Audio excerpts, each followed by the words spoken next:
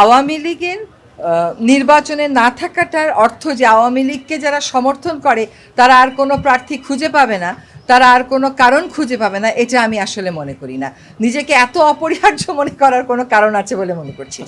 ফলে কেউ যদি প্রশ্নটা করে যে আওয়ামী লীগ ছাড়া নির্বাচন এটা সিদ্ধ হবে কিনা, এটার আমাদের উত্তরটা হচ্ছে যে একটা রাজনৈতিক দলের কর্মকাণ্ড নিষিদ্ধ আছে, তার তো কোনো সুযোগ নেই আইনিভাবে নির্বাচনে অংশগ্রহণ করার।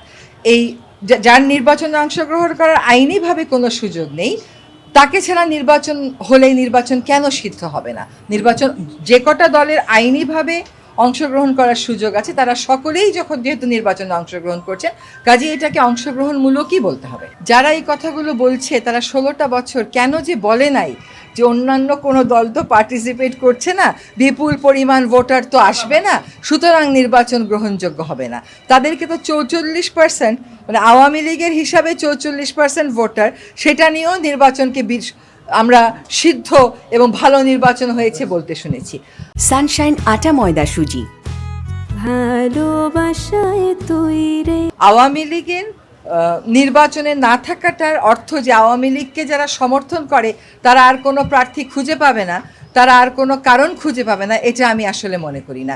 নিজেকে এত অপরিহার্য মনে করার কোনো কারণ আছে বলে মনে করছি না। বলেন যে কোনো কাজেরই বাইরে থেকে ভিতর থেকে প্রশ্ন উঠতে পারে, এটা কোনো সমস্যার বিষয় না। প্রশ্নের উত্তরটা আমাদের কাছে আছে কিনা এটা হচ্ছে আমাদের বুঝে দেখার বিষয়।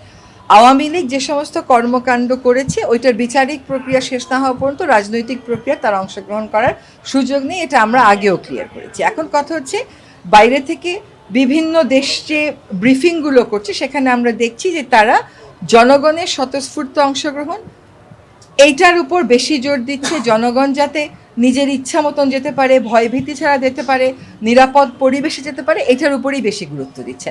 ফলে কেউ যদি প্রশ্নটা করে যে আওয়ামী লীগ ছাড়া নির্বাচন এটা সিদ্ধ হবে কিনা, এটার আমাদের উত্তরটা হচ্ছে যে একটা রাজনৈতিক দলের কর্মকাণ্ড নিষিদ্ধ আছে, তার তো কোনো সুযোগ নেই আইনিভাবে নির্বাচনে অংশগ্রহণ করার।